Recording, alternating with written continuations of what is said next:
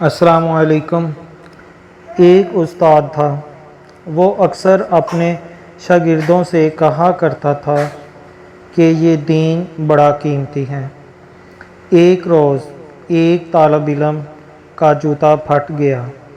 وہ موچی کے پاس گیا اور کہا، میرا جوتا مرمت کر دو، اس کے بدلہ میں تمہیں دین کا ایک مسئلہ بتلاؤں گا۔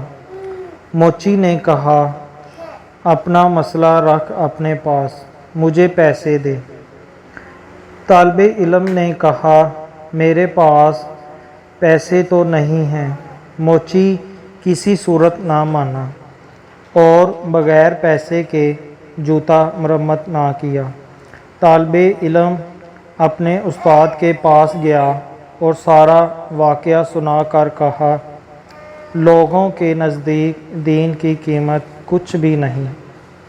استاد بھی عقل مند تھے۔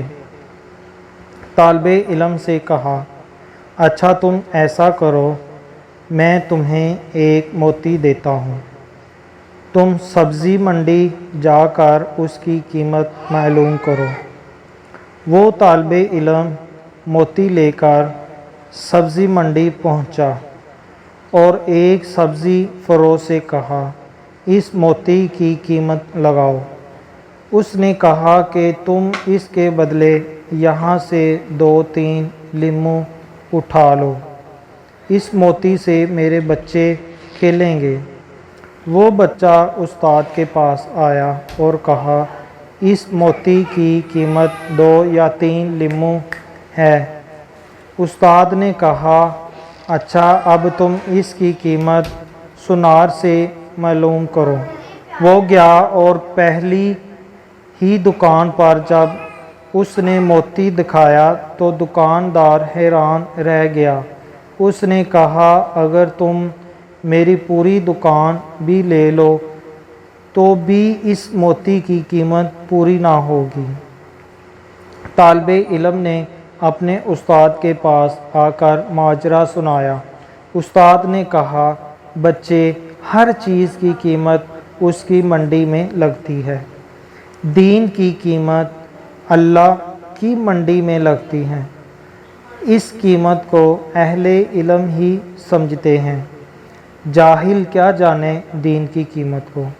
جو لوگ ہمیں درست طریقے سے سمجھ کر ہمارا ساتھ نہیں دیتے، ہمیں ان کی باتوں کی پرواہ نہیں کرنی چاہیے، بلکہ اپنے آپ کو ہر قدم پر بہتری کی طرف لے جانا چاہیے، تاکہ ہماری گفتگو، ہمارا لباس، ہمارا رہن سہن اور ہمارا معیار یہ خود بخود ثابت کرے کہ ہم اسلام کو دوسروں سے بہتر اور صحیح معنوں میں سمجھ رہے ہیں۔ اللہ سے دعا ہے کہ وہ ہمیں صحیح معنوں میں مومن بننے کی توفیق عطا فرمائے۔ آمین۔